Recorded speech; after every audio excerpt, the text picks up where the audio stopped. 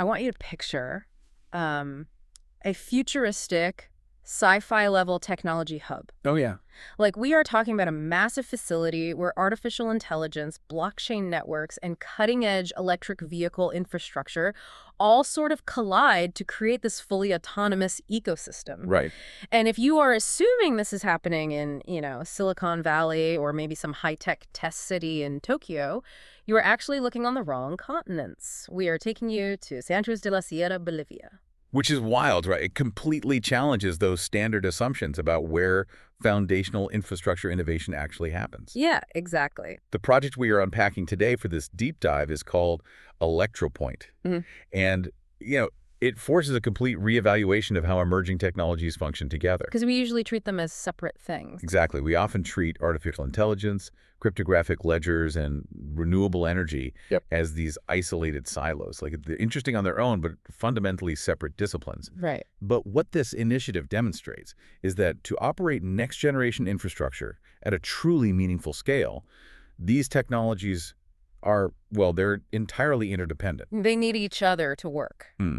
And that is the core mission of our analysis today. We are pulling from an extensive breakdown of this ElectroPoint project, which is spearheaded by Huawei in partnership with DMC and E2V. And we also have some really fascinating empirical data today from the journal Energies and the IE. Yeah, those papers are super detailed. So we want to explore how this convergence isn't just, a theoretical white paper slated for the year 2040. It is a live blueprint happening right now. Right now, yeah. But before we get into the abstract stuff, like the algorithms routing the power or the crypto tokens paying for it, we really have to establish the physical realities of the hardware first. Right, because you can't have the software without the hardware. Exactly. You cannot execute a digital energy revolution without moving massive, massive amounts of physical physics. Well, the physical footprint and the raw output of this specific installation are exactly what make the software requirements so rigorous. Okay, unpack that scale for us. So ElectroPoint serves as the first comprehensive deployment of Huawei's fusion-charged digital power technology in all of Latin America. Okay. And the baseline specification here is 3,300 kilowatts of power, which is engineered to simultaneously fast-charge 64 electric transit buses. Wait, 64 buses at the exact same time? At the exact same time. That is just staggering. To put that 3.3 megawatts into perspective for you listening, charging 64 massive electric buses simultaneously isn't like plugging in a fleet of, like golf carts. No, not at all. We are talking about drawing a concentrated electrical load that's roughly equivalent to a mid-sized industrial manufacturing plant. Yeah, that's a good analogy. And doing that without instantly melting the local substations requires an incredibly robust, localized setup. It's like plugging in an entire city block's worth of giant, power-hungry smartphones all at once without blowing a single fuse. Right, which is why they've integrated solar arrays, generating roughly 420,000 kilowatt hours annually, paired with intelligent on-site battery storage and these ultra-fast DC dispensers. So they are generating a lot of the power right there on site. Exactly. What's fascinating here is that the integration of that local solar generation and battery storage is what prevents this from simply being, a parasitic draw on the municipal grid. It's basically a self-sustaining loop. Yeah, Huawei is taking years of infrastructure deployment experience. Specifically, all those thermal management and power routing lessons they learned in heavy-density Asian and European markets, and they're adapting them to a closed-loop system in Bolivia. Oh, wow. The energy is captured locally, banked dynamically, and then dispensed at ultra-fast speeds. Okay, but moving that much physical electricity has to create an immediate data and routing crisis. Right, absolutely. Because if you suddenly dump a 3.3 megawatt demand onto a local grid unpredictably, chaos basically ensues. So to manage this, the artificial intelligence layer isn't just acting as a simple switch. No, it's way more complex than that. It has to operate more like a highly advanced fluid dynamics controller in a pressurized pipe system. That is a great way to think about it. Like, if the local grid pressure drops because of a localized demand spike, the AI uses the local battery reserves as a surge tank, instantly pushing power back into the system to maintain equilibrium before a catastrophic failure can occur. Right, like before a rolling blackout hits the town. Right. And the predictive modeling is what makes those adjustments proactive rather than just reactive. This is playing ahead. Exactly. Mm-hmm. The AI serving as the central nervous system of this station, it doesn't wait for the grid frequency to drop. It utilizes predictive load modeling. What does that actually look like in practice? So it's analyzing historical usage patterns, Yeah. real-time grid stress, and even localized weather data that dictates the solar yield for the day. Oh, so it knows if it's going to be cloudy and adjusts. Yes. So if it anticipates a peak load event, say a massive air conditioning surge across Santa Cruz de la Sierra because it's a super hot afternoon, it can actually micro-throttle the charging speeds of those 64 buses by fractions of a percent. Wait, really? Just a tiny fraction? Just a tiny fraction. The transit schedule is completely unaffected. Nobody notices the buses are charging slightly slower, but the local grid is spared a totally devastating surge. Which creates a really fascinating paradox when you think about it. How so? Well, you introduce this massive, power-hungry consumer to a developing municipal grid, but because of the AI's bidirectional energy arbitrage, the local grid actually becomes smarter and significantly more resilient. Yeah, that's exactly right. The station acts as like a giant shock absorber for the town's power. And the empirical data published in those IE and Energy's research papers we mentioned quantifies that exact phenomenon. Right, they had some pretty wild numbers on that. They did. Their models demonstrate that integrating AI and blockchain into EV charging ecosystems improves overall system scalability by over 98%. A 98% scalability improvement. That requires a massive structural shift. That isn't just a minor optimization. No, it's huge. I mean, that implies you're bypassing the traditional limitations of physical infrastructure almost entirely. To achieve that 98%, the AI must be eliminating the need for municipalities to over-provision their copper lines and upgrade legacy substations just to handle theoretical peak loads. Exactly. The dynamic provisioning allows the system to utilize the existing infrastructure to its absolute maximum efficiency without ever crossing that failure threshold. That makes so much sense. Furthermore, the machine learning algorithms are running continuous neural network analysis on the hardware itself for predictive maintenance. Okay, wait, what does that mean? Like, it knows when a cable is going to break? Yes. Instead of waiting for a DC fast-charging cable to suffer thermal degradation and fail while a bus is plugged in, the system detects micro-anomalies in the current flow. Oh, wow. So it can see it failing on a microscopic Yeah. level. Right. And it flags the component for replacement before any downtime actually occurs. And crucially, this closed-loop intelligence creates a highly fortified cybersecurity perimeter. Which is obviously a mandatory requirement when managing critical municipal infrastructure. You can't have someone hacking the power grid. Exactly. Security is paramount. So the hardware provides the muscle, and the AI provides the neurological control to keep the physical grid from just collapsing under the weight of all those electrons. Right. But solving that physics problem instantly creates a totally different bottleneck, which is financial and logistical. The muddy part. Right, because if energy is sloshing between the solar arrays, the battery banks, the buses, and the local grid in literal microseconds, traditional centralized banking literally cannot process financial transactions fast enough to account for it. Not even close. If you rely on a standard clearinghouse that takes, 3 business days to settle a transaction, the whole system just breaks down. And that latency mismatch, the gap between the speed of physical electrons moving and traditional fiat settlement, is what necessitates the cryptographic ledger. You need a financial layer that can keep up. You need a financial layer that executes at the exact same speed as the artificial intelligence routing the power. Which brings us to the blockchain integration. And here is where it gets really interesting for you listening. The research highlights the use of distributed ledgers to transparently certify what they call avoided emissions. Right. The carbon tracking. Yeah, because for the global carbon markets and green financing sectors to function, institutional investors need absolute mathematical proof that a metric ton of CO2 was actually saved. They can't just take someone's word for it anymore. Exactly. So the blockchain acts as an infallible digital notary. Instead of relying on manual reporting or self-audited spreadsheets that can be easily manipulated, the cryptographic hash automatically records the solar charge data immutably. And that immutability is key. It bridges the trust gap between localized infrastructure in a developing market and these strict international regulatory bodies. It proves the energy was actually green. Yes. Yeah. But if we connect this to the bigger picture, the utility of the blockchain extends far beyond just logging carbon credits. Right. It's also the payment system. Exactly. The peer-to-peer smart contracts embedded in the system allow for instantaneous, automated financial settlement. So the buses are essentially paying for themselves. In real time, yeah. When a bus draws a specific kilowatt-hour load, the smart contract executes a direct microtransaction using a cryptocurrency or a stablecoin, entirely bypassing traditional banking intermediaries. And bypassing those intermediaries is where you see the massive operational efficiencies. By removing the clearinghouses, the banks, and all those manual reconciliation processes, the data indicates that operational costs and fraudulent transaction rates are reduced by up to 40%.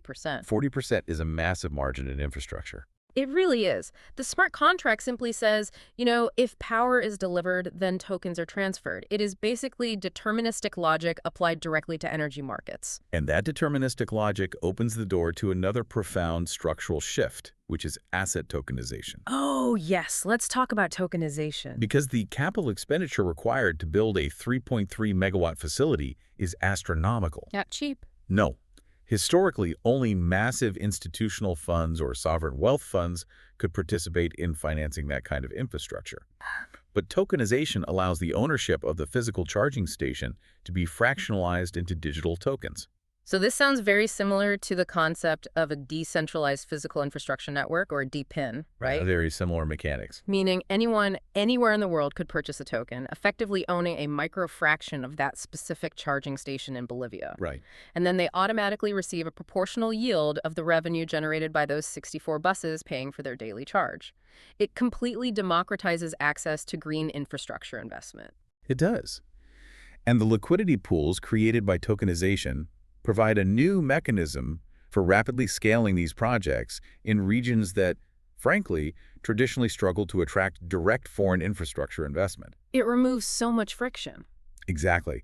The AI optimizes the physical asset, while the blockchain optimizes the capital stack and the revenue distribution.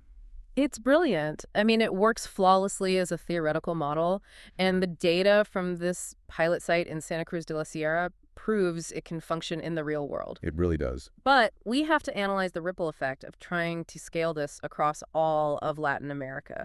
We are talking about deploying highly advanced autonomous technology in a region that's often characterized by significant infrastructural and regulatory volatility. There are definitely hurdles. The upside is clear, right? Immense solar potential, the creation of highly technical green jobs, and the ability to severely undercut reliance on imported fossil fuels. And the socioeconomic implications of the crypto payment rails are equally disruptive in a good way. How so? Well, a significant percentage of the Latin American population remains unbanked.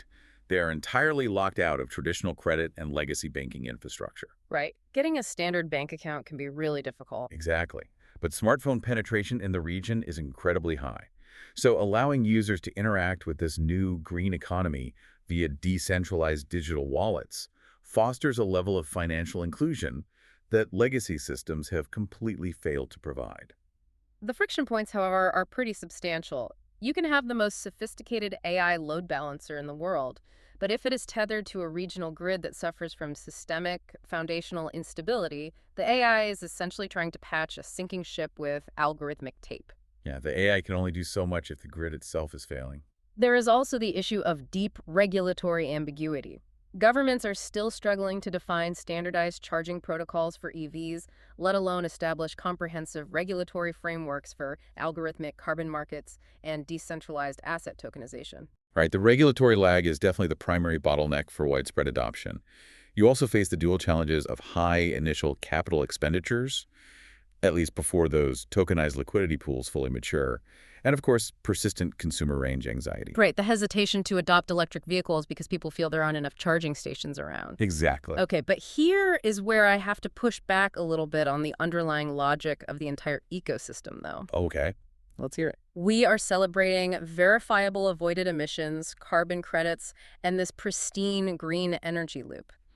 But the cryptographic consensus mechanisms securing these distributed ledgers historically require a famously massive amount of computational power. Ah, the mining issue. Right. It feels like a severe paradox to track the carbon saved by a solar panel on an immutable ledger while quietly ignoring the massive server farms burning fossil fuels to process the token transactions that run that exact ledger. Doesn't that totally contradict the eco-friendly mission? This raises a really important question, and that tension is probably one of the most heavily debated aspects of blockchain integration in green tech. Because the energy use is huge, right? Well, the environmental cost of legacy, proof-of-work consensus algorithms, like the one pioneered by Bitcoin, is undeniably massive. However, the architecture supporting modern decentralized infrastructure networks has largely evolved away from those energy-intensive models. Okay, so what are they using instead? The industry has aggressively transitioned to proof-of-stake algorithms, and proof-of-stake reduces computational energy consumption by over 99% compared to traditional mining. Over 99%. So the ledger tracking the green energy is no longer requiring the energy output of a small nation just to verify the transaction. Exactly. But even for the networks that do still rely on intensive compute power, there has been a massive push toward what is categorized as green mining. Right, I've heard about this. Yeah, the utilization of stranded energy is a critical development here. For those listening, define stranded energy real quick. Sure. Stranded energy is power generated by renewable sources, like a remote wind farm overnight or a massive solar array during peak daylight, that physically cannot be transmitted to the main grid due to battery limitations or transmission congestion. So it's power that would normally just be thrown away? Exactly. It has nowhere to go. So instead of letting that physical power go to waste, it is routed directly into localized compute clusters that secure the blockchain.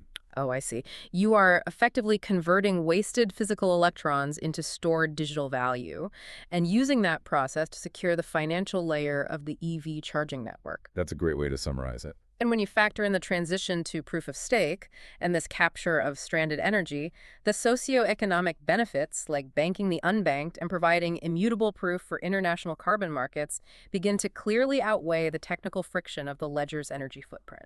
It requires a holistic analysis.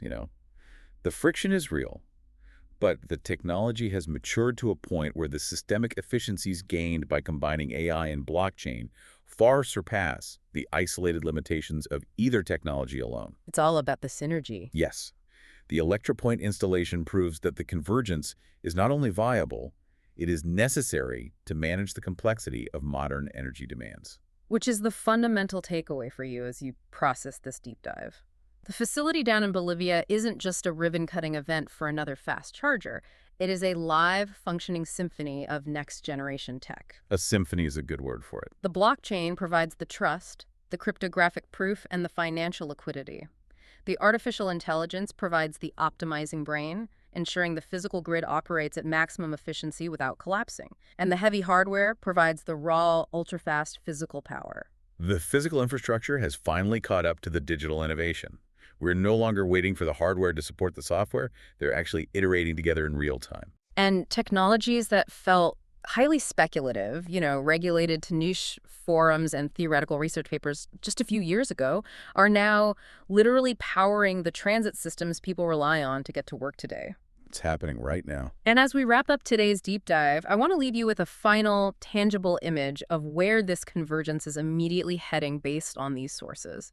The research points toward Huawei's development of advanced driver assistance systems and autonomous agents. Yeah, smart cockpits. Right. So imagine waking up just a few years from now. While you were sleeping, your vehicle's onboard AI autonomously drove itself to a localized station. Without you even being in it. Exactly. It communicated directly with the station's AI to negotiate the absolute lowest electricity rate based on real-time grid load using an automated smart contract.